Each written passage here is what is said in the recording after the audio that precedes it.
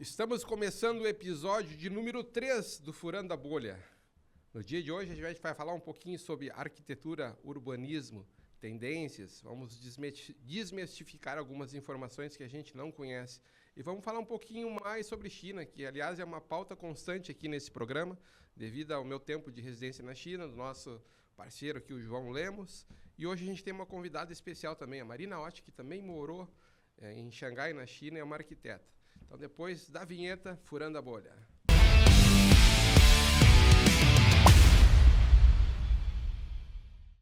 É com muita alegria que eu anuncio a nossa convidada especial. Marina, tu és a primeira mulher que está dando uma entrevista no Furando a Bolha hoje. Quero te fazer muito bem-vinda. Uma honra para mim. Quero te fazer muito bem-vinda aqui, te apresentar aos nossos colegas, professor Marcelo Berger, né? Prazer. João Lemos, né?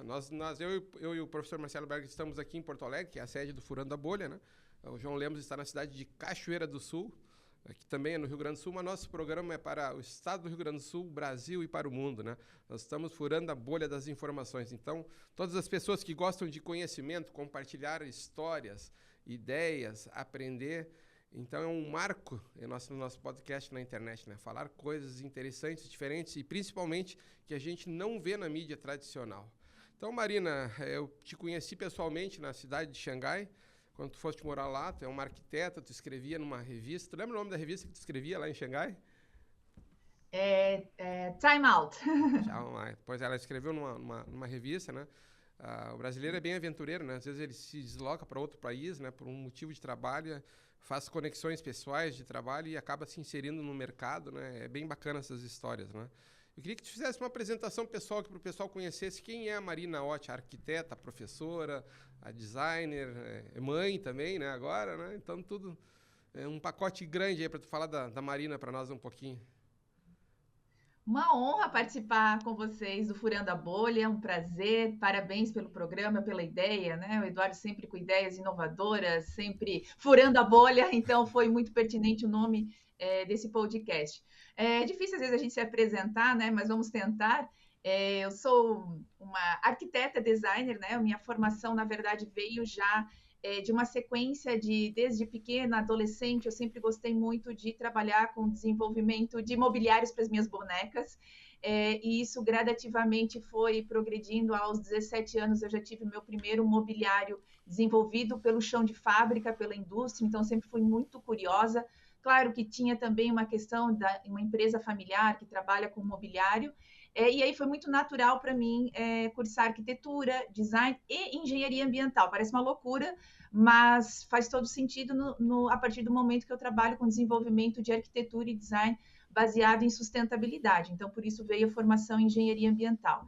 E logo por ter essa formação diferenciada, eu fui desde muito cedo convidada a lecionar, tanto na graduação, pós-graduação, palestras, mas ao mesmo tempo eu não queria que isso ficasse só na teoria, na prática. Então eu sempre tive metade da Marina no ensino, metade da Marina no escritório.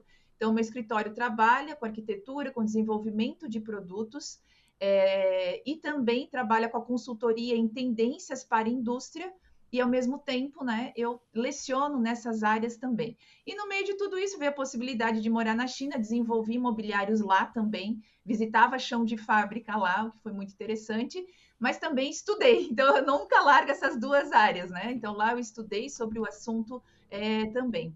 Então eu sou diretora criativa de uma indústria de imobiliário, que é a Butsky, e ao mesmo tempo também tenho essas formações, sempre estou estudando. Já estudei também na Espanha, também em Milão, enfim, e voltei para o Brasil, e acabo sempre trabalhando nessas duas áreas, tanto no ensino como no meu escritório diretamente com indústria, com clientes finais na arquitetura e no design. Bacana, muito bom ouvir tua descrição da tua formação, né, do teu conhecimento. Eu queria começar num ponto, conversando contigo, Marina, vamos começar numa parte que é desmistificar, né? Para nós três que moramos na Ásia, né, em especial na China, né, tem muitos brasileiros que vivem no Japão, né, tem uma grande tendência de brasileiros que vivem na China e no Japão. E eles trazem experiências da Ásia e acaba confundindo as pessoas aqui, porque onde é a primeira confusão, né, em relação à moradia, né? É muito comum para nós, né, que moramos na China, as pessoas, tu morava num apartamentinho bem pequenininho lá, que era do tamanho do ovinho, né? Porque eles confundem as histórias que eles escutam sobre o Japão. O Japão é um território que tem um limite territorial, né? A questão é bem dificultoso para moradia, então eles têm apartamentos muito pequenos, né? Mas é ao contrário da China. A China tem apartamentos muito grandes, amplos, eles adoram uma arquitetura diferente, os prédios são construídos de uma forma muito diferentes aqui do Brasil. Eles gostam muito de área externa, quase todo o apartamento tem uma sacada, é muito diferente, né? E são apartamentos grandes, né? Então, nosso primeiro assunto é desmistificar essas diferenças, né? Apartamentos na China são muito grandes, apartamentos no Japão são bem pequenos, né? Uma diferença cultural entre os dois países que normalmente os brasileiros têm uma confusão generalizada no tamanho do apartamento que se habita na Ásia nesses países. Exatamente. São várias coisas para desmistificar, né? E a gente, quando vê ao vivo, eu já tinha um pouco de noção por gostar de estudar, mas quando a gente vivencia ao vivo, isso fica muito mais pungente. E existe um todo, né? É uma confusão total, inclusive até de idioma, de característica física e do que a gente vivencia na China e no Japão. Então, a China é um país continental. Sendo um país continental, a gente maior que o Brasil, a gente pode também fazer um paralelo com o Brasil.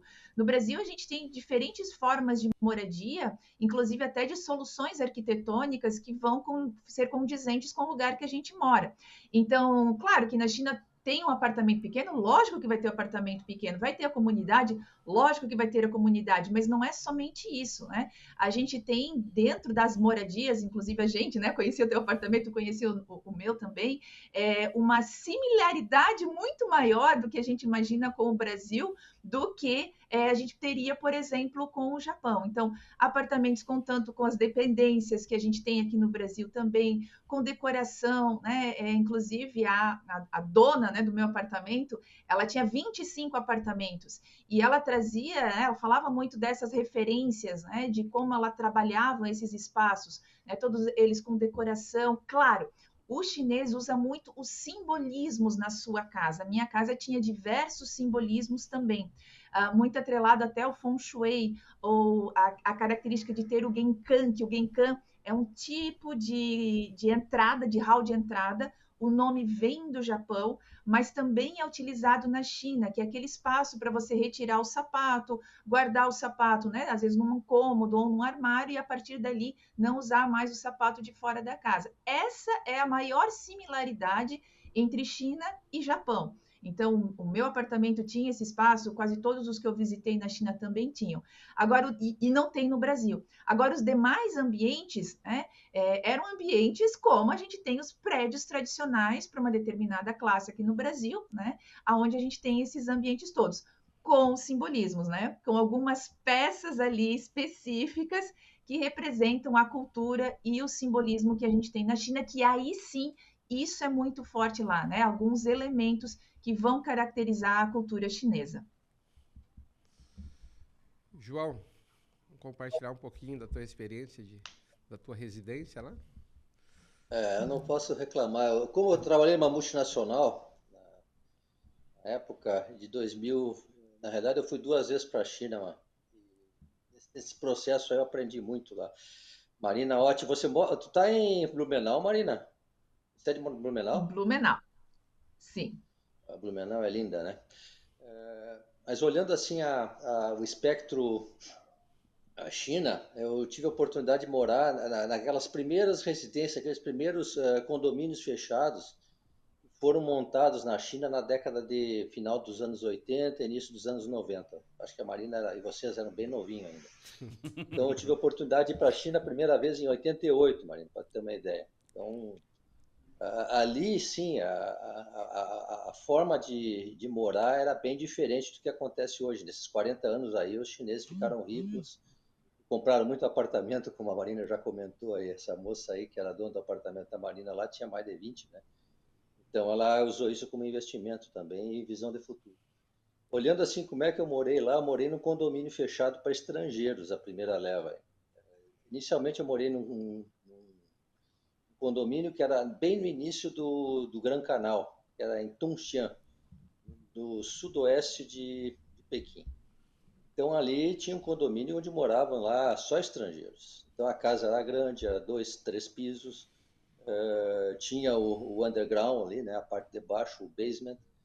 Então, bem modelito americano, assim. Então, eu não posso reclamar dessas minhas moradias lá na China. Até os 15 anos que eu morei lá em casa, realmente foi uma coisa assim de não, para não poder reclamar pelo modelo, pela condição que a gente tinha lá, né? A gente morava numa ilha, na realidade. Então, isso basicamente para dar suporte para as crianças, né? Para as crianças, eu tinha 2 filhos na época. Então, as crianças iam para a escola internacional, então tudo isso aí foi um contexto um pouco diferenciado do que realmente o normal chinês mora, né? Aí eu presenciei todo esse processo de avanço desses 40 anos de transformação da economia chinesa. A gente presenciou muita coisa boa lá de entendimento, de mudança de costume, né? Então, os chineses eles são bastante exigentes em muita coisa. O Feng Shui, tu falaste do Feng Shui, né? Feng Shui, ele realmente, essa característica de tirar o sapato quando entra dentro de casa para não levar a sola de sapato para circular dentro da casa e com isso a sujeira, né? Isso também faz toda a diferença. É uma cultura muito positiva. Tem muita coisa boa nessa cultura e procedimentos aí, como é que a família chinesa interage, né? Então, a minha experiência na China foi muito positiva. Aprendi muito lá nesse aspecto aí de condução, de moradia, decoração, inclusive. Inclusive, eu comprei bastante decoração, Maria. Eu trouxe várias peças aí da China, quadro,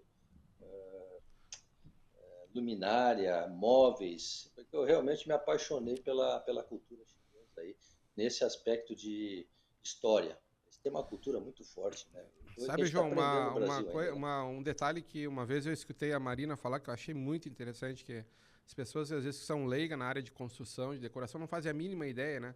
Ela estava falando uma vez para mim sobre a questão de que os chineses utilizam muito os pontos cardeais, né, para determinar a construção, até aquela questão das ruas, né? O chinês, por exemplo, você dá um endereço para ele, olha, eu quero ir na avenida tal, número tal. Geralmente ele sempre te pergunta, sim, mas esse número, essa rua, ela cruza com qual rua? Eles sempre se baseiam para a rua tal, esquina com a tal. Eles sempre tem uma base onde cruza a rua, né? Então, os pontos cardeais para eles, questão do sol, né? A unidade solar, tem uma série de determinações bem diferentes quando eles decidem fazer um planejamento de uma construção. Exatamente, Exato, orientação, inclusive inclusive, a própria pode rua, né, falar, Maria. ela tem a posição sul e norte, né? Então, as próprias ruas, às vezes a gente perguntava, né? Ah, e onde é que fica? Norte ou sul da mesma rua. E essa questão do Feng Shui, ela é milenar. Né? Então, inclusive, né, falando de 2 pontos, né, conhecidos aqui no Brasil, 2 cidades conhecidas, Beijing, Pequim e Xangai, para a gente entender como a relação do chinês com a moradia, inclusive, é local. Existem características específicas no Feng Shui onde a gente tem diferenças muito marcantes. Se a gente olha o Huton é o nome da construção tradicional chinesa, as mais antigas se chamam Hutons, essas regiões mais tradicionais. Por exemplo, em Pequim, a base dessas construções mais tradicionais, mais antigas, é o uso do pátio interno, porque a gente tem uma proximidade com o deserto, de certa forma, geograficamente, aonde o deserto ali influencia em Pequim os ventos que trazem areia. Então, essas construções, além de serem posicionadas norte e sul, têm uma relação com os ventos.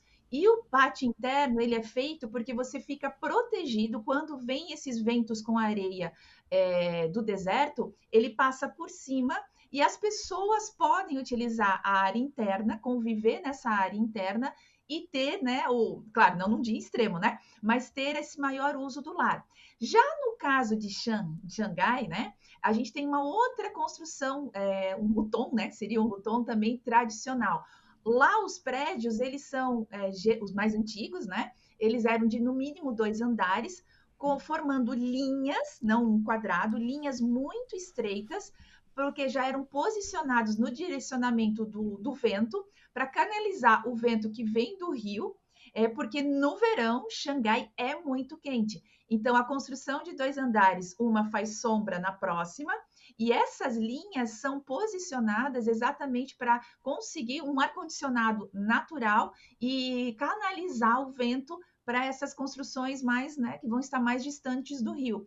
Então, muitas vezes a gente também tem outro preconceito sobre o Feng Shui. Ah, é porque é para colocar isso aqui, colocar isso ali. Não, na verdade, existe toda uma relação geográfica que não é a mesma para cada cidade da China, vai ser diferente, com o posicionamento solar, com a posição dos ventos, com, né, os pontos cardeais, norte, sul, leste, oeste, e inclusive até alguns elementos, né, que a gente fala na técnica do Feng Shui, tem que usar metal em determinado cômodo, enfim, isso também existe uma explicação técnica. A gente sabe que a nossa Terra aqui ela tem o magnetismo, né, até por isso que uma bússola aponta para o norte, a questão do magnetismo. Então, aquele uso, por exemplo, dos metais, ele está relacionado com o magnetismo da Terra que existe, né? Então, fora todas as questões culturais. Então, é muito interessante que, de novo, a gente precisa, às vezes, desmistificar, porque se traz uma informação mal trazida para o Brasil, tem que posicionar ou tem que fazer a casa desse jeito. Espera lá.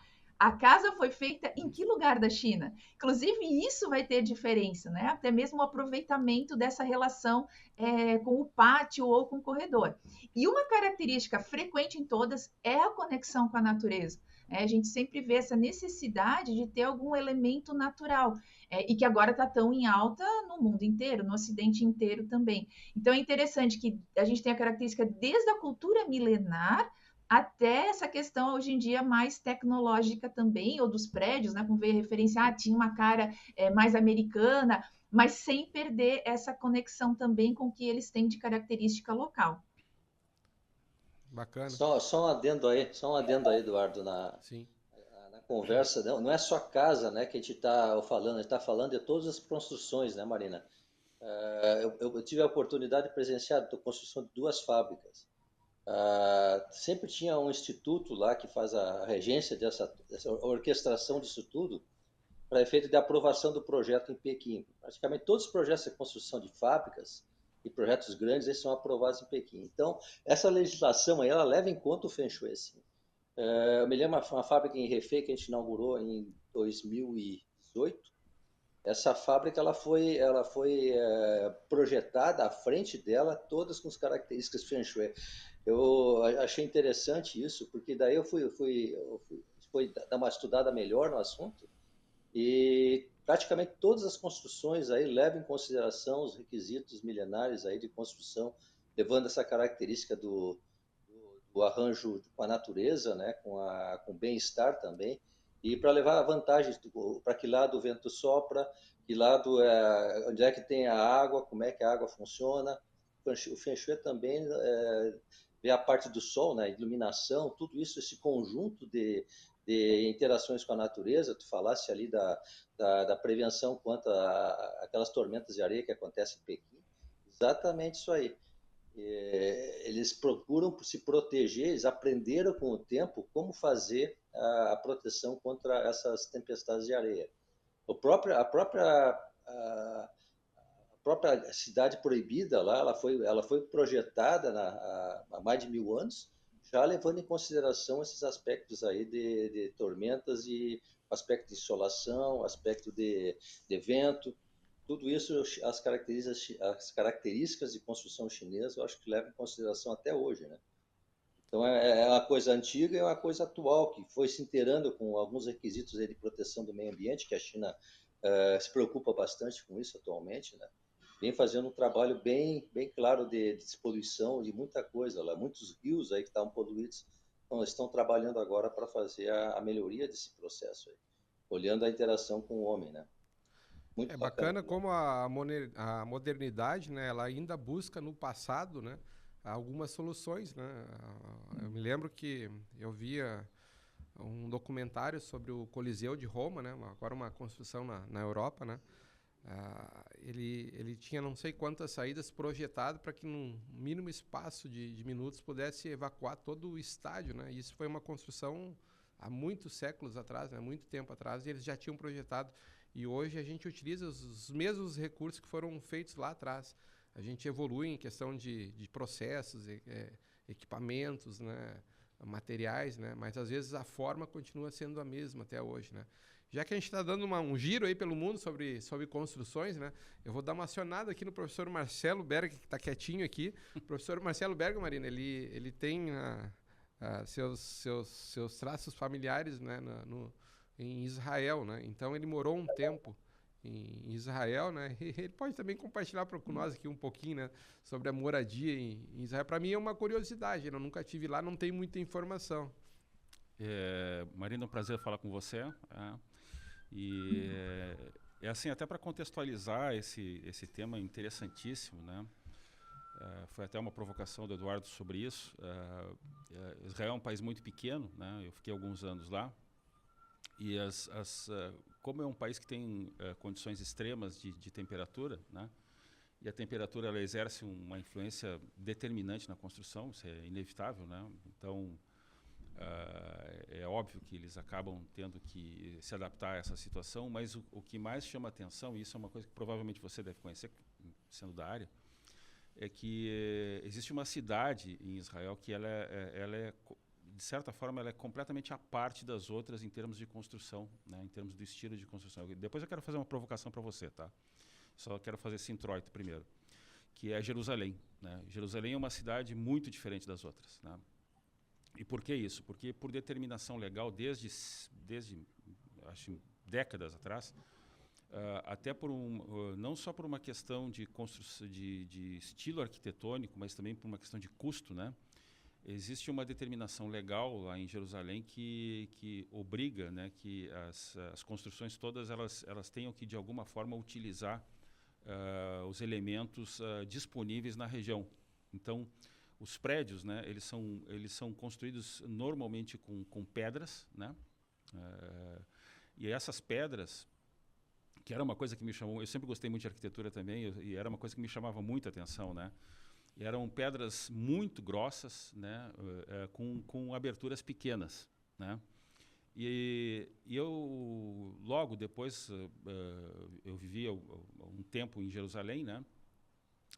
Era perceptível que aquilo ali tinha enorme influência, por exemplo, nas temperaturas internas dentro das habitações, né? Por quê? Porque se você não tem troca de calor, né, pelas aberturas, né, e elas são grossas, a temperatura interna ela fica mais estável, né? Então você tinha um consumo, por exemplo, de ar-condicionado ou outras formas de ventilação muito menor, por exemplo, que em outras cidades, até mesmo israelenses, como por exemplo Tel Aviv. Tel Aviv, de certa forma, ela é muito parecida com as cidades úmidas do mundo inteiro, né? Você sofre muito porque é muito quente e é muito chato, né? Realmente é muito chato. Então, isso era uma coisa que realmente chamava atenção, Marina, e realmente, a partir disso, eu queria fazer duas provocações para você, em termos de aproveitamento dos espaços e como que a cultura interfere e as condições climáticas interferem ou não, especialmente, por exemplo, trazendo essas experiências para o Brasil. E antes de você responder essa pergunta, né, ou seja, dos elementos culturais, eu queria que você falasse, que é uma coisa que me chamou muita atenção no teu currículo, né? Como é que entrou o Gestalt nessa história toda, né? Como é que você construiu toda essa linha de trabalho, né? Porque é uma coisa extremamente interessante. A Gestalt ela é essencialmente um conceito utilizado na psicologia, né? Ou seja, a psicologia é basicamente aquela que trabalha com a Gestalt. E aí, de repente, eu vejo que você tem arquitetura de Gestalt trabalhando lá. Cara, eu quero explorar esse troço, né? Bom, vou começar então de trás para frente. Vou respondendo sobre a Gestalt. Bom, eu sempre fui muito...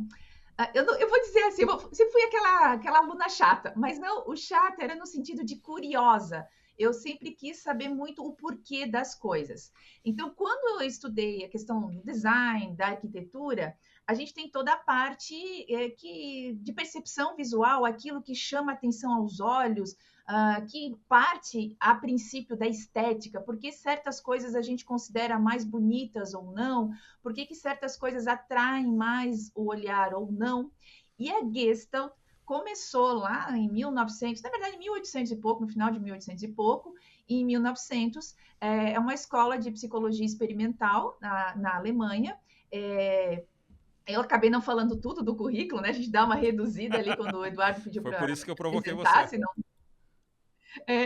que eu não acabo, a gente acaba, né, diminuindo ali tudo que a gente já fez, para não ficar aquela coisa chata, tô falando sobre mim, né? Mas enfim, e aí sempre muito curiosa, fui atrás dessa escola de psicologia experimental que surgiu nesse período na Alemanha, e o objetivo dela foi exatamente estudar por que certas formas, certas questões nos chamam mais atenção ou atraem mais o nosso olhar. Esses estudos não surgiram para a arquitetura e para o design, surgiram exatamente por comportamento humano. E aí, inclusive, chega um ponto que os gestaltistas começam a fazer esses estudos, realmente descobrem vários elementos, né, que vão direcionar a nossa percepção, o nosso modo de viver, só que eles percebem que existe como se existisse dois grandes grupos, né? Deu uma caída. Opa, retornamos.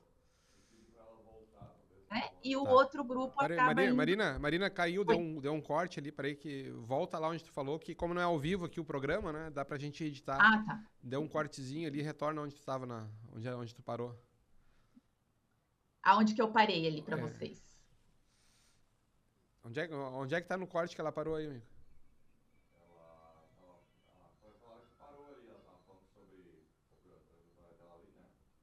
Tava falando sobre a tua trajetória ali, daí deu um corte. É 1 minuto atrás. 1 minuto atrás. 1 minuto atrás, não mais que isso. Começa ali onde tu tava falando, é meio chato falar sobre mim, falei muito tempo, aí tu começou a desenvolver um assunto ali.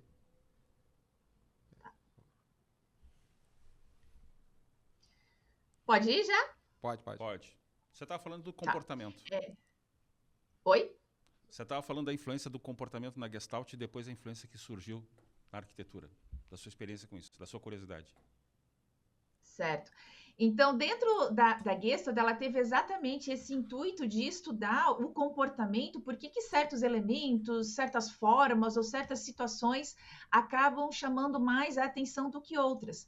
E aí, dentro lá dos gestaltistas, é uma escola de psicologia, então não surgiu para a arquitetura e para o design, eles acabaram, depois de um tempo, inclusive, até dividindo. Existe a gestalterapia, então, psicólogos que trabalham a sua terapia dentro da Gestalt, e existe a Gestalt lá dos psicólogos que trabalham essa questão de percepção. Por que certos elementos chamam mais atenção? E que se parte do princípio de que o todo, né, a gente primeiro enxerga o todo na percepção visual e depois vai para as partes.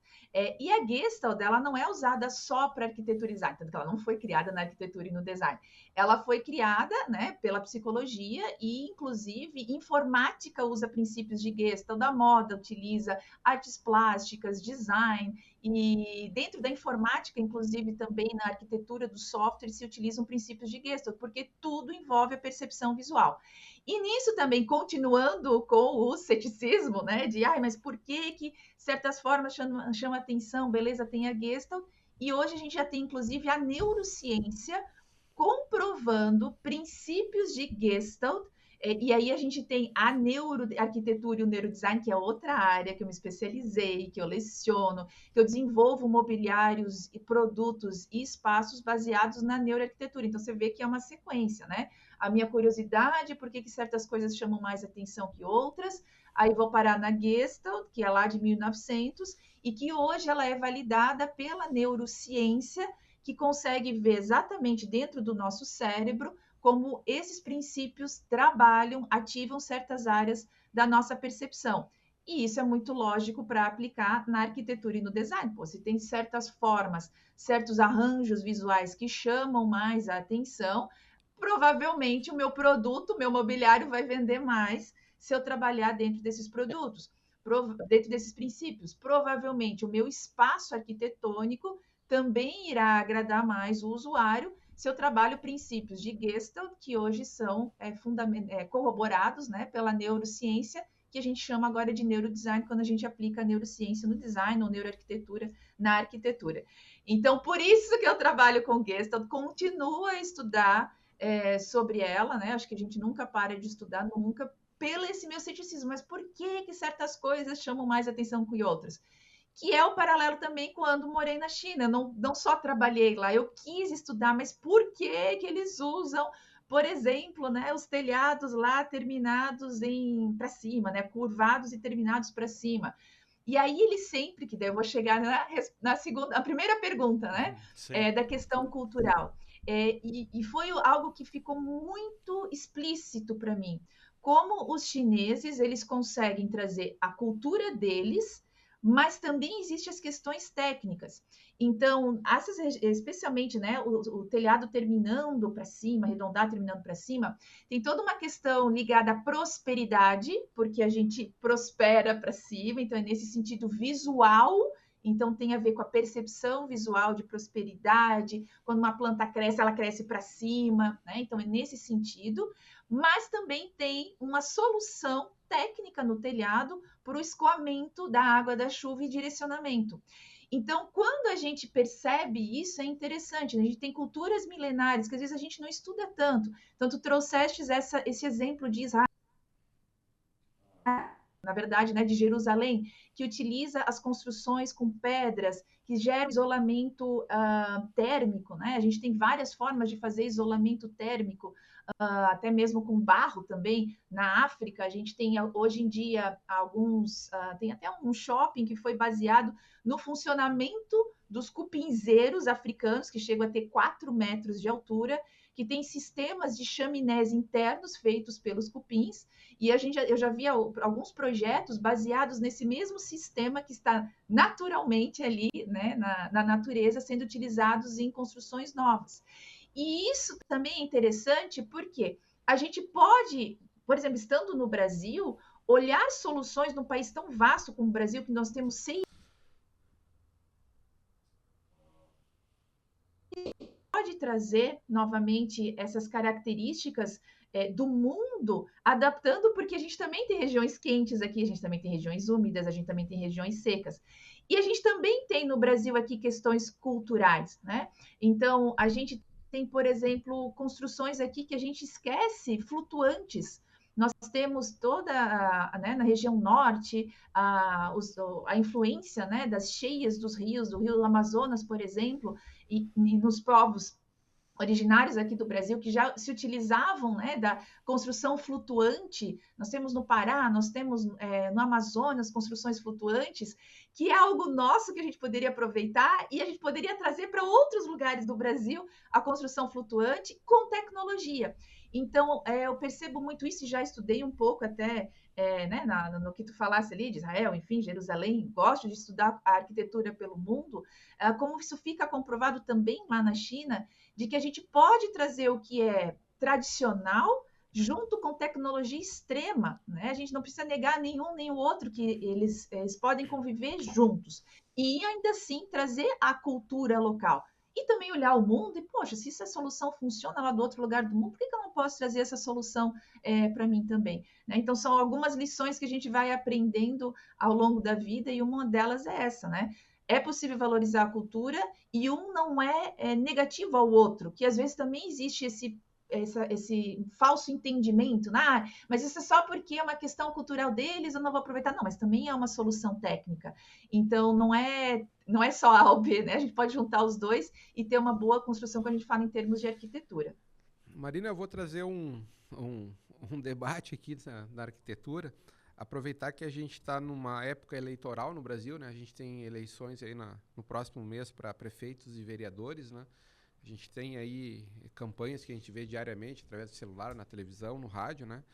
E eu sou um cara que eu gosto muito de escutar os candidatos, o que eles têm a ofertar para nós, né? E eu trago esse debate porque aqui em Porto Alegre, no ano que vem, a gente tem uma votação bem importante na Câmara dos Vereadores, que é o plano piloto de construções, né?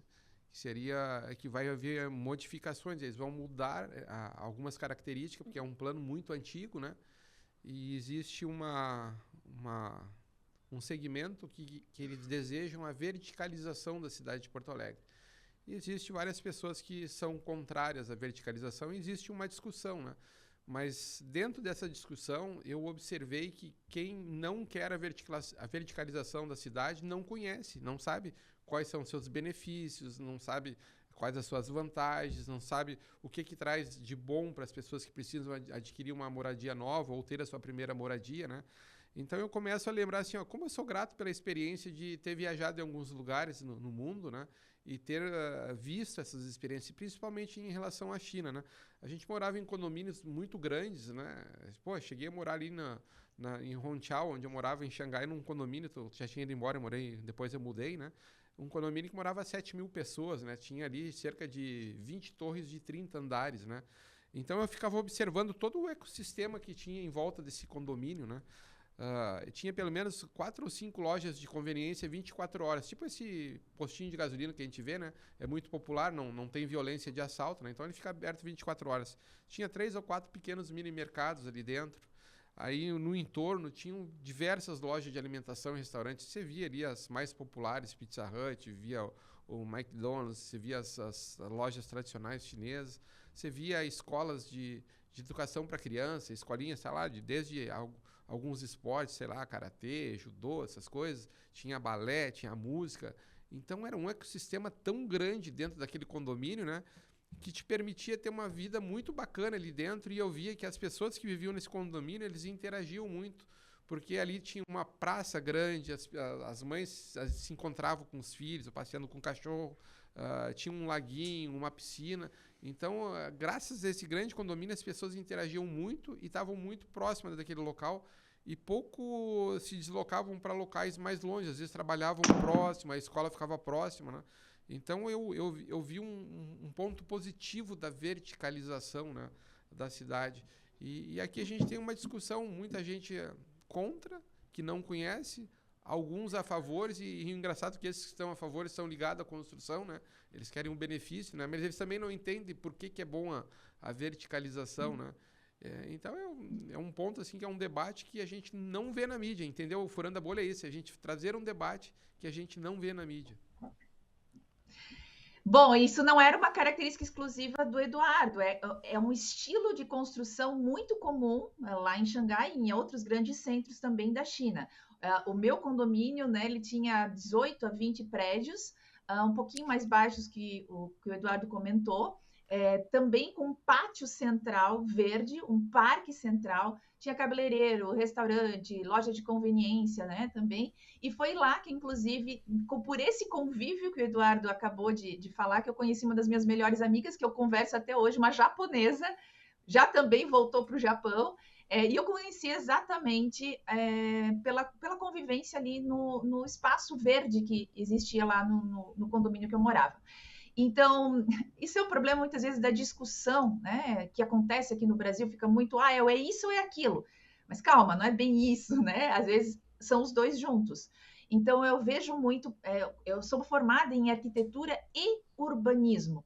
Se exclui muitas vezes das discussões no Brasil as pessoas técnicas no assunto, né? A gente passa 5 anos, no mínimo, estudando sobre urbanismo dentro de um curso de arquitetura. E aí é frustrante quando muitas vezes a gente vê uma votação sobre um plano diretor de uma cidade, aonde se exclui os técnicos, né? Ou que podem trazer as informações técnicas, e acaba a discussão ficando somente num viés, né? Onde a gente tem somente os construtores ou somente os saudosistas, e não é nem tanto um, nem tanto o outro. É óbvio que o construtor, né, ele quer fomentar a área de atividade dele, e quanto mais prédios, né, mais quantidade de prédios, melhor atividade, enfim. Entendo também uma pessoa que mora, né, numa casa, num condomínio, de repente ela tinha o sol dela e do dia para a noite ela não tem mais sol porque vem um prédio ali. Mas o que é isso? É um planejamento. Então, a grande diferença é que o que a gente vê acontecendo aqui no Brasil é uma desordenação dessas construções. O problema não é o prédio alto. O problema é o prédio alto ao lado de uma casa, ou um prédio alto ao lado de outro prédio alto, de outro prédio alto, de outro prédio alto, quando é o contraponto dessa experiência que o Eduardo falou, do condomínio que eu também morava. Nós temos um prédio, um grande parque, por exemplo, no caso do meu, central, então nós temos espaço. O que a gente precisa é continuar a ter esses espaços de circulação de ar, de insolação, né? Então, não é o problema o prédio em si, mas o problema é ele não ter os recuos, ele não ter um distanciamento, ou ele está do lado lá de uma área residencial em que um faz sombra, né? O prédio faz sombra na área residencial e aquela casa ela acaba morrendo porque você não tem sol, você não tem o vento ali em cima dela. Então, não é que é o problema do prédio. Não é que é o problema não ter o prédio. O problema é, às vezes, a falta... Às vezes, não. É a falta de planejamento e entendimento de alguns requisitos básicos que a gente via, por exemplo, respeitado, né, nessas regiões que a gente morou lá em Xangai. Existem os prédios, mas existem recuos entre esses prédios, existe um respiro de parques, áreas, né, que vão ter menos altura, aonde o vento continua a passar, onde a insolação continua a passar. Então, não é que não pode prédio, não é que só pode casa, né? Na verdade, respeitar certos princípios, né? E é possível, lá se mostra que isso é possível, né? Marina, eu queria aproveitar já nessa linha, tá, que você está falando, que você traçasse um paralelo, por exemplo, de outra escola bastante conhecida alemã, que é a Bauhaus, tá? E o contraponto que você faz, por exemplo, porque isso que a gente está comentando, por exemplo, do plano diretor das construções, são, às vezes não, na maioria das vezes, são interesses opostos que se colocam, né?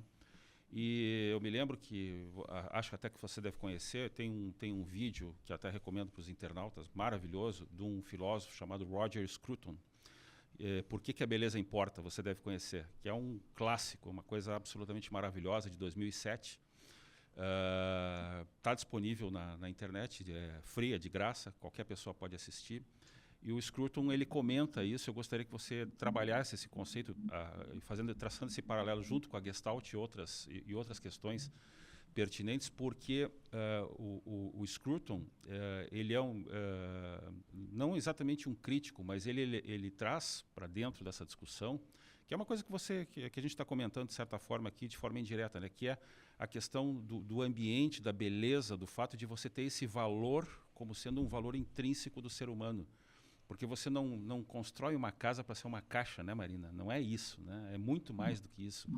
E quando você olha, por exemplo, os elementos arquitetônicos, né, os traços, por exemplo, da escola de Bauhaus, né, que é uma escola basicamente funcional, né, especialmente naqueles lugares onde se queria prevalecer a funcionalidade contra a beleza e o próprio ambiente, né, e a própria questão do urbanismo, né, ele mostra, e isso fica evidente, né, que especialmente no Brasil, até por questões até econômicas, né, você tem um conflito entre essas coisas, né? Você tem um conflito onde você, por conta dos interesses, da disputa de interesses, as cidades elas acabam, aqui especialmente no Brasil, elas se reproduzem com muito mais semelhança, na verdade. Se você pegar, por exemplo, as grandes cidades, elas são muito parecidas do ponto de vista de construção, né? Enquanto que se vai, por exemplo, para cidades chinesas, né, especialmente asiáticas, né? O Japão, então, é um caso clássico, né, totalmente atípico, né? Se vai para Kyoto, é uma coisa totalmente diferente, por exemplo, de Tóquio, né? Então, você tem esses elementos arquitetônicos, e isso chama muito a atenção, porque isso também já foi estudado. Como é que você vê isso do ponto de vista do Brasil, né, do planejamento? O que a gente pode sugerir, né, até para ilustrar os ilustres, os iluminados legisladores, para que eles entendam, né, até na linha do próprio Scruton, né, que a beleza das cidades, né, ela é um valor em si mesmo, né, e ele fala isso, e eu acredito piamente nisso, né? O que você acha dessa ideia? Olha, a beleza importa sim, né? Em termos arquitetônicos, inclusive, quando a gente vai de novo, né, para Gestalt, neurociência, é comprovado que certas formas nos atraem, inclusive liberam hormônios de prazer, né? E a gente tem muito olhar, inclusive, o nosso cérebro ele gosta de ter parâmetros. O nosso parâmetro natural é a natureza, afinal de contas, nós vivemos 90% da nossa existência inseridos na natureza e somente 10% quando a gente está no ambiente construído propriamente dito. E se a gente olha, inclusive, a natureza, nós também temos valores de beleza, né? O pavão que abre lá né, o seu rabo, as penas, enfim, para atrair, né, a fêmea. Outras, tem um passarinho também que ele faz altares para atrair também a fêmea.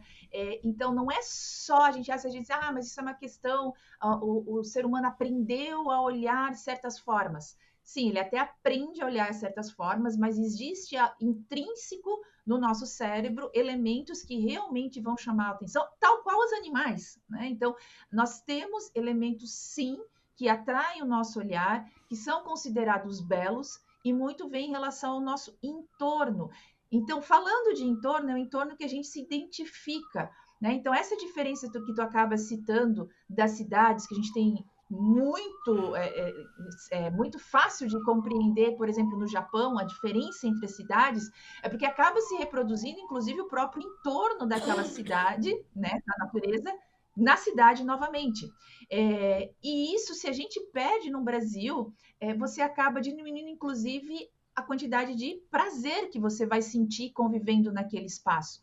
E isso tudo é comprovado hoje cientificamente. Então, não é só uma questão social, se comprova cientificamente. A gente precisa ter essa individualidade, essa experiência. Hoje se fala tanto, surgiram novas profissões, UX designer, CX designer, que é UX designer, né? O User Experience, que é uma profissão, ou Customer Experience, que são as experiências do local. A cidade também é uma experiência. Eu estava até vendo esses dias a experiência de uma cidade europeia, não lembro agora, não me recordo o nome, em que o prefeito, ele tinha altos índices de criminalidade na cidade, e ele resolveu do dia para a noite, vou pintar os prédios de colorido.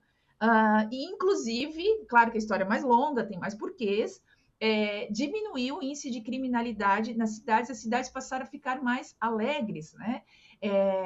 Bom, mas aí em paralelo, tu citasse ali a questão da Bauhaus. Eu vou trazer outra palavra em alemão que se chama Zeitgeist. Zeitgeist é o espírito de um tempo. Espírito do tempo. E é muito difícil, às vezes, a gente comparar uma situação dos dias de hoje com algo que já se passou. A Bauhaus, às vezes, ela é muito mal interpretada. Tive até a oportunidade de conhecer ao vivo, ela foi reinaugurada agora, mas ela foi fechada depois da Segunda Grande Guerra, uma escola alemã. E a ideia da escola, quando ela surgiu, foi trazer artistas, arquitetos, designers das mais diversas áreas e formações, discutir sobre assuntos ligados à arte, arquitetura, design, modo de vida, design gráfico, inclusive, nem se usava o nome de design gráfico na época. E o resultado do que a gente vê da Bauhaus é das discussões dessas pessoas tão diversas. Então, não é que a Bauhaus criou aquele estilo. A Bauhaus, na verdade, o resultado foi a união dessas pessoas naquele período entre guerras. Então, por que era tudo funcionalismo? A casa tem que funcionar, se tirou os detalhes. As cidades precisavam ser reconstruídas. Então, não tinha nem como colocar detalhes nas casas. As pessoas estavam, né? A característica, o espírito daquele tempo não era um espírito feliz, né? Um período entre guerras. E precisava se reconstruir rapidamente as casas, as cidades, e, ao mesmo tempo, ornamentos e cores não eram o espírito das pessoas naquele momento. Então, volta essa questão, né? O que é a cara de cada cidade? Não é copiar o que já foi feito em outra, não é fazer Ctrl+C, Ctrl+V, mas as pessoas, para se sentirem bem, para se identificarem com aquilo, não adianta ser uma cópia de que vem de outro lugar ou que não corresponda ao espírito daquele tempo, né? O zeitgeist daquele tempo. Muito interessante, né? Estou observando aqui o João está bem quietinho hoje, nós estamos tendo uma aula. Eu tenho uma pergunta para a Marina. Hoje tem uma aula, né? A Marina é uma expert no assunto. Marina, uma pergunta, assim, olhando o que está acontecendo em Balneário Camboriú, sem criticar nada, tá? O céu é o limite? De certa forma eu acabei até... Eu fiz até uma reportagem, saiu uma reportagem na Veja sobre o assunto da verticalização, inclusive a Balneário, né, deram um nome de a Dubai brasileira, que eu acho né? Enfim, não é o pertinente. Mas parte do mesmo princípio do que eu falei antes na questão do espaçamento, né? Sim, que se faça prédios, sei lá, vira atração turística, não é esse o problema. O problema do que acontece lá, o problema de Balneário Camboriú não é a verticalização em si, é o paralelo que eu já falei até na questão anterior, é a falta de espaçamento entre os prédios. Se a gente pega o Burj lá de Dubai, já que chamaram, né, a Dubai brasileira, o prédio, ele não está junto a outros prédios, ele está isolado. Você tem, inclusive, lá perto, né, do prédio hoje mais alto do mundo, um grande espelho d'água, onde é feito apresentações das águas dançantes, você tem shoppings, você tem áreas verdes baixas, né? Então, o problema é você colocar um prédio do lado do outro, aonde se começa a fazer sombra na praia, inclusive agora teve o alargamento de Balneário Camboriú, porque às 4 da tarde você já não tinha mais sol na praia. Então, o problema não é a altura. Então, às vezes isso é mal interpretado. O problema é colocar um prédio exatamente do lado do outro, ou não observar as questões técnicas, né? Então, fachada espelhada. Fachada espelhada, a princípio, não é um problema. Agora, um problema é essa fachada espelhada quando ela pega diretamente o raio solar. Ela está, por exemplo, orientada para uma fachada norte, você vai refletir esse sol, né? Então, você está pegando um país tropical, uma cidade que no verão, né, chega lá a sensação térmica de 40 graus, e com todas as fachadas espelhadas, e esse sol está sendo refletido. Existiu até um problema que aconteceu em Londres, né, num prédio lá que derretia em determinada época do ano, em determinado posicionamento solar. Ele foi apelidado de walk-talk, né? Mas, enfim, aquele prédio ele refletia, criava um facho de luz que chegou a derreter painel de carro, né? Então, fachada espelhada é um problema? Não, não é um problema, mas se colocado numa orientação errada, sim, vai ser um problema. Então, hoje a gente vê muito, né? O brasileiro é muito isso, ou é isso ou é aquilo. Eu sempre sou depende da situação. Então, uma fachada espelhada lá em Dubai, né? Ou como eles usam com uma película que não vai dar o reflexo, é toda furadinha, aquela película, que foi o que eles tiveram de utilizar lá em Londres também, ou colocar uma fachada espelhada, uma fachada sul, que não vai pegar o sol diretamente, isso não é um problema. Agora, colocar, né, a fachada norte, né, oeste, que vai pegar aquele sol no verão refletindo, você está potencializando o sol e, inclusive, botando insolação onde nem deveria ter, né? Então, não é o problema a verticalização em si, é como isso é tratado urbanisticamente num contexto da cidade. A gente olha muito somente o prédio individualmente. Como é que é esse prédio em relação ao entorno dele e em relação à cidade? É bem interessante, né? Alguns assuntos que a gente está trazendo aqui hoje são coisas que a gente não tem muita, digamos assim, oportunidades de ver, principalmente na nossa cidade. A gente está em Porto Alegre, Blumenau e Cachoeira do Sul, né? Mais para São Paulo, né? Até tem uma polêmica hoje, né, Marina? O candidato a prefeito de São Paulo disse que quer construir um prédio de 1 quilômetro, né, em São Paulo, né? A gente entender a viabilidade disso, né? Se tem uma discussão técnica, é possível, não é possível, né? E eu fico pensando assim, lembra daquele prédio em Xangai, que era o segundo mais alto do mundo, que a gente chama do abridor de garrafa, né? A complexidade que foi construir aquilo, né? E hoje ele também não tem uma funcionalidade tão grande, a não ser a questão turística, né? Aquele prédio, ele tem... Quando eu lembro, até 3 anos atrás, quando eu estava em Xangai, ele tinha uma ocupação de 40%, né? Ele não foi ocupado total. Depois construíram um outro maior ainda do lado dele, né? Tudo por uma questão meio turística mesmo. Exatamente. O próprio mais alto do mundo hoje, ele não está inteiramente ocupado, nem perto disso. E ainda teve um detalhe, olha de novo, né? A questão tecnológica e cultural. Esse prédio, né, que o Eduardo citou, ele era para ter a terminação dele lá, ele tem um buraco na parte de cima, ele ganhou o apelido de abridor, porque é um buraco quadrado. Parece um mas abridor, o projeto né? inicial... Isso, parece um abridor, né? Um abridor de garrafa. Então, né, ele tem o buraco na parte superior. E esse buraco, ele, na verdade, quando ele já estava na metade do prédio, ele foi alterado. Ele era para ser redondo.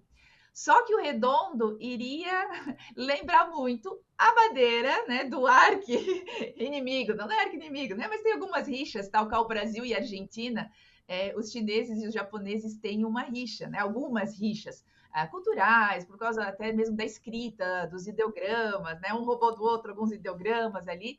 E esse prédio se deram conta que se terminasse com um buraco redondo lá em cima, né? Sim. Ele ia lembrar muito a bandeira do Japão. E aí eles acabaram alterando para um quadrado, né? Então a gente vê sempre essa questão cultural e a tecnológica também. E sim, né, o prédio ele não está ocupado. Então, na verdade, é uma equação. Ao mesmo tempo, é uma atração turística, tal qual o prédio mais alto do mundo, né, lá em Dubai, e que deu uma projeção para Dubai ser conhecida. Então, a resposta não é muito simples. Você tem que equalizar o custo, quantas pessoas vão ocupar, qual é o ganho turístico, qual a visibilidade. Então, a resposta não é tão simples assim, né? A viabilidade técnica, custos, enfim, os custos têm os diretos, os indiretos, assim como os ganhos também. Nós temos diretos e indiretos. Certo, é bem interessante o asiático em geral, né? Que a gente viajou bastante pela Ásia, não só o chinês, o tailandês, o coreano, todos eles gostam de fazer obras arquitetônicas, né? Para que estimulem o turismo, né? Eu lembro que um pequeno aeroporto lá numa ilha na Tailândia, que é Koh Samui, né? Ele é todo construído de uma forma artesanal, lindíssimo, né? Aquilo ali com certeza é para contemplar os turistas e é uma forma de atrativo, né? Uma forma de se sentir bem quando chega no local, né? São peculiaridades da obra arquitetônica em cada país que estimula isso, né? Eu lembro que também na China eu tenho uma obra bem icônica, eu vou botar a foto aqui para vocês verem, né? Que um arquiteto ele desenvolveu um piano, né, e um violino, né, todo de vidro, né, uma obra gigante, muito bonita, e dentro desse local é uma escola de música, né, e atrai milhares de turistas dentro da China para ir olhar essa obra arquitetônica, né. Às vezes eu penso assim, se a gente tivesse essa obra aqui na cidade de Porto Alegre, né, contemplando o pôr do sol do Guaíba, ia ser um ponto turístico excepcional, né.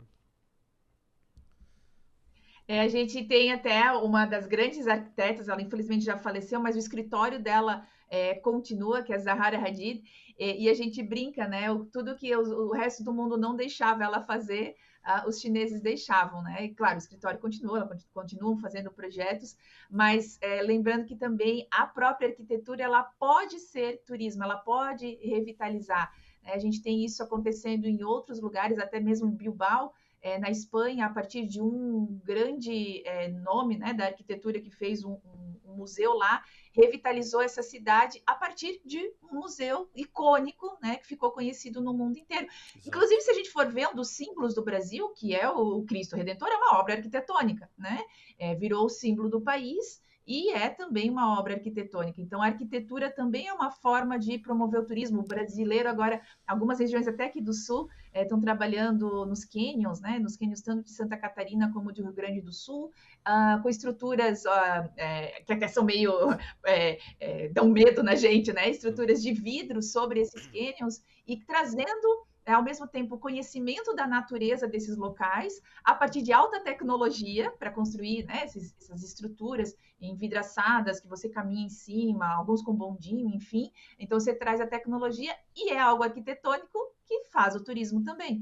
Então, a arquitetura, turismo não é contra a natureza, a gente pode até trazer a natureza junto, então, novamente, né, nunca é tanto ou A ou B, a gente pode juntar os dois e trazer a arquitetura, inclusive, como uma atração turística. Mas, Marina, só para não perder isso de vista, é que as pessoas muitas vezes não se dão conta exatamente isso de que você está falando, quer dizer, o valor arquitetônico, ele traz para a localidade algo que muitas vezes não é passível de mensuração. Vou dar um exemplo que você conhece, todo mundo conhece muito bem, que é Barcelona. Se você vai para Barcelona, você tem dois elementos arquitetônicos lá, que é a Sagrada Família e a Casa Batlló, né? Que eles atraem milhões de pessoas o ano inteiro, né? Você tem que comprar com muita antecipação. Eu tive a oportunidade de conhecer as duas, né? É algo absolutamente espetacular, né? E é aquilo que a gente está falando, né? Quando você tem esse investimento na beleza do local, né? Que é um valor em si mesmo, né? Você praticamente transforma uma cidade inteira por conta de um elemento arquitetônico, né? E aquilo lá é uma das coisas assim que eu até me lembro, né, que quando eu fiquei tão impressionado com a construção, eu não consigo conceber como é que o sujeito teve, tanto que levou décadas para ser concluído aquele troço, né? É algo sim realmente fora do comum. E você precisa de, no mínimo, não só um dia, talvez uma semana inteira para você explorar todo aquele local, né? E que atrai milhões e milhões de recursos o ano inteiro, né? De pessoas que vêm do mundo inteiro para conhecer, né? Aí a gente fica a pergunta, né? Por que de repente aqui no Brasil que nós temos profissionais, né, absolutamente fantásticos, né, que poderiam explorar justamente as características de cada região, e até o João estava comentando a respeito de Camboriú, eu estava me lembrando de Itapema. Se não cuidar, Itapema vai pelo mesmo caminho de Camboriú, né, que está aí do lado, né? Então, o que falta, né? Que tipo de sugestão a gente poderia dar, né, para a gente poder entender isso como valor monetário, né, intrínseco, né? Ou seja, de aproveitar Exatamente.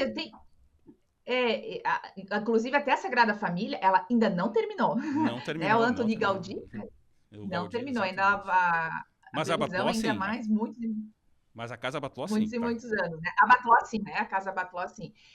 Inclusive, a gente já teve isso no Brasil, né? Se a gente olha Brasília, né? A Brasília é arquitetura, né? Sim. A atração turística de Brasília passou a ser uma construção, que foi inclusive tombada, né? Como patrimônio, a construção de Brasília, o formato, né? Do plano piloto, baseado como se fosse um avião, uma analogia, as próprias construções de lá também viraram uma atração turística, né? A gente conhece muita gente que vai conhecer Brasília por causa da arquitetura, né? Então a gente tem um exemplo no Brasil e a gente não está deixando de aproveitar essa oportunidade. Então, enfim, né? Talvez é a pergunta de milhão, né? Como mudar essa cultura nacional de entendimento de que a arquitetura pode potencializar um lugar, trazer a beleza para o lugar, que a beleza atrai sim, que a beleza é o grande diferencial.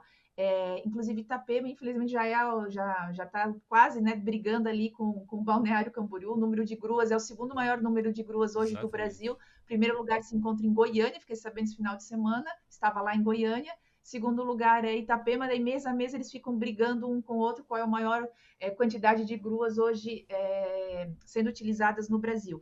Então, eu acho que assim, quanto mais a gente fala de um assunto, mais ele acaba ficando na nossa cabeça. Então, que bom, né? Estamos aqui no Furando a Bolha, falando de um assunto que é importante, e quanto mais se comenta pelo assunto, mais ele acaba sendo... nós acostumamos o ouvido das pessoas a entenderem. Então, precisa se falar mais, né? Talvez essa é a primeira forma de a gente conscientizar as pessoas, porque nós temos os exemplos ali, né? Quantos que a gente citou aqui, né? Esse aeroporto, inclusive, que o Eduardo falou também, tive a oportunidade de conhecer. Ele utiliza técnicas que a gente tem abundantes aqui no Brasil. O aeroporto não tem ar-condicionado, ele trabalha com uma estrutura de sapê, né? A estrutura do telhado é de palha, digamos assim, que a gente conhece, que a gente trabalha aqui no Brasil, e o aeroporto virou uma atração turística. Tem lá as redes, você pode esperar o seu voo numa rede, sentado numa rede, balançando. E a gente tem tudo isso aqui no Brasil, a gente tem conhecimento de técnicas, até, né, como a gente falou, a própria estrutura de sapê, o barro, a taipa, a construção flutuante, está tudo aqui, né? Por que Alguns que a gente aeroportos tem do essa Nordeste, né, poderiam copiar essa técnica, né, fazer algo semelhante, né, ficar tão bacana. Nossa, e vira uma atração turística, né? Então, encontrar o valor também naquilo do que é nosso, na estética, que faz a diferença sim também. Tá certo. Uma curiosidade sobre, agora passando um pouquinho para o mercado imobiliário, né? As pessoas sempre me perguntavam também, né, como era a questão de compra de imóveis, de locação, né? E é um assunto que eu gosto de falar também porque eu gosto muito de coisas relacionadas à economia, né? E o mercado imobiliário na cidade de Xangai, onde eu morei, que são praticamente 25 milhões de habitantes, uma cidade muito grande, ele se movimenta de uma forma até que para nós chega a ser meio engraçado. É muito fácil alugar um apartamento. Como é que funciona? Tem diversas imobiliárias em toda a cidade. Eles te mostram um apartamento num condomínio. Geralmente eles já são todos mobiliados, né? Você só pega a chave, leva os teus pertences, alguma roupa de cama, alguma coisa, e tu assinou o contrato no mesmo dia, já passa a habitar o apartamento, né? é muito prático. E é mais por uma questão de idoneidade, de seriedade, de leis duras, né, que protegem tanto a pessoa que aluga o imóvel como aquele que está alugando, né? Você paga geralmente, são 3 aluguéis. Um geralmente ele fica ali guardado para que seja a manutenção, se você riscou, tem que dar uma manutenção. Um segundo é que você comunica quando você vai embora, você tem um mês a mais para você deixar aquele valor de depósito. E o terceiro, se não ocorreu nenhuma ocorrência, ele te devolve, né? Então são 3 aluguéis adiantados que você paga, e geralmente você paga de 3 em 3 meses, não paga mensal, né? Você paga de 3 em 3 meses. E é muito fácil. E aí acontece um fenômeno que eu acho engraçado. O cara, ele mora num bairro e de repente ele está 2 anos naquele local, eu quero experimentar morar lá do outro lado da cidade, como é que é? Ele encerra o aluguel dele, ele vai lá porque ele rapidamente ele consegue alugar e entrar. Então existe um movimento dentro da cidade muito grande, até por questões funcionais, porque o cara decidiu se mudar, por questão de trabalho, às vezes ele muda, o trabalho está do outro lado da cidade, ele se muda. Então a cidade constantemente está mudando. E aquilo ali gera uma economia muito interessante. É bastante gente trabalhando no mercado de imóveis, né? Os retailers, as pessoas que alugam imóveis, né? O pessoal da construção, que estão sempre pintando, reformando. Então tem uma economia fantástica no mercado imobiliário, coisas que aqui no Brasil é muito travado, é muito dificultoso. Você vê até aqui a criação aqui de pessoas dentro de imobiliárias que para ofertar esse serviço de manutenção, de limpeza, tudo é muito dificultoso. E lá funciona numa velocidade imensa e isso gira a economia. São coisas que a gente não vê aqui. Geralmente eu gosto de comentar esse assunto com os meus amigos. Existe uma facilidade muito grande lá e isso também promove até mesmo o contrário. Eu quero agradar o meu locatário, porque pode ser que ele vá sair, né? Vou falar até pelo outro lado, né? Vai falar, a facilidade da gente mudar né, do lugar da cidade. Mas aí para o locatário acaba sendo... Então, eu era muito, por exemplo, bem tratada pela a dona do apartamento, né? Tive uma relação até de ela vir falar comigo, vinha lá no apartamento, agradava, com medo de que eu fosse sair do apartamento dela, né? Então, a gente gera também uma outra questão. E tudo isso, claro, daí não é muito a minha área, né? A gente tem toda a área dos corretores, inclusive uma formação específica, mas isso vem muito da burocracia, né? Então, no Brasil, a gente tem muita burocracia e que acaba gerando esses entraves. Aí só também, né, uma característica, a gente está falando também da visão do estrangeiro morando lá, existe uma questão também do morador chinês, né, do residente, do chinês mesmo, ele tem essa mobilidade, mas entre cidades não existe essa mobilidade tão facilitada, né? E até por uma questão do controle governamental, de saber a quantidade de pessoas que moram em cada cidade, existe uma restrição desse deslocamento entre cidades. Mas para a gente era muito fácil, né, essa locação e possibilidade de troca quase que instantânea de local, que aqui é muito dificultosa, né, pela nossa burocracia e pelo jeitinho, às vezes, infelizmente, brasileiro, né, de acabar tendo alguns problemas com o aluguel e depois não ressarcir, né? Eu sei que a gente teve um problema até familiar recente de um imóvel que a gente aluga e é difícil, né? A pessoa saiu, deixou o imóvel detonado que nem que eles até pagavam uma taxa, mas não de 3 meses, nem com aquela taxa deu para recuperar os danos causados, né? Então a gente tem as duas pontas aqui, né? A burocracia e muitas vezes até alguma característica de pessoas, né, que acabam utilizando esse espaço. Marina, foi muito bom te ter aqui conosco no Furando a Bolha. A gente teve um papo longo, extenso, né? O tempo quase a gente não notou ele passar. Eu gostaria de te agradecer muito a tua presença aqui. Com certeza tu vai voltar, nós vamos falar sobre outros assuntos. Gostaria de te pedir aqui as considerações finais aqui do professor Berg, depois João, e depois tu pode encerrar o Furando a Bolha. E aproveitando, convidando as pessoas que nos assistem aqui, compartilhar, se inscrever no canal, né? E divulgar para todo mundo esse programa e o nosso bate-papo.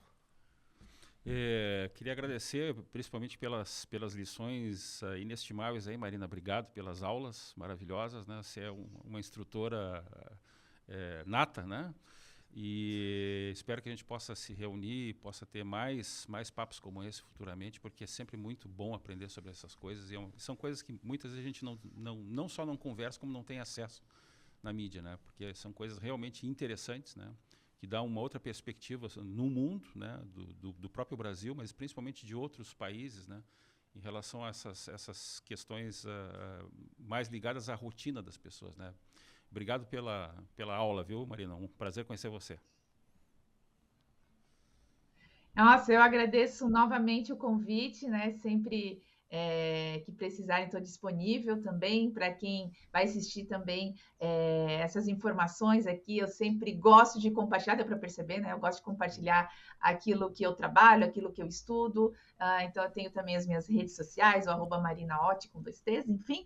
Mas muito, muito obrigada. Obrigada pelos elogios ali. A gente sempre, né, vem aqui para ficar aquele medinho, né? Apesar de já falar bastante, ter palestras, mas muito obrigada também pelos elogios e parabéns pela iniciativa, né, desse programa super interessante. O nome já ele é muito condizente com aquilo que se pressupõe, né?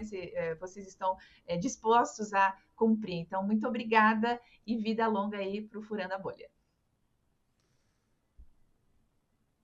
João? Marina, um prazer aí conhecer você. Você é uma professora de autoconhecimento, de extremo conhecimento dessa parte arquitetônica, mas esse link com a psicologia eu não conhecia.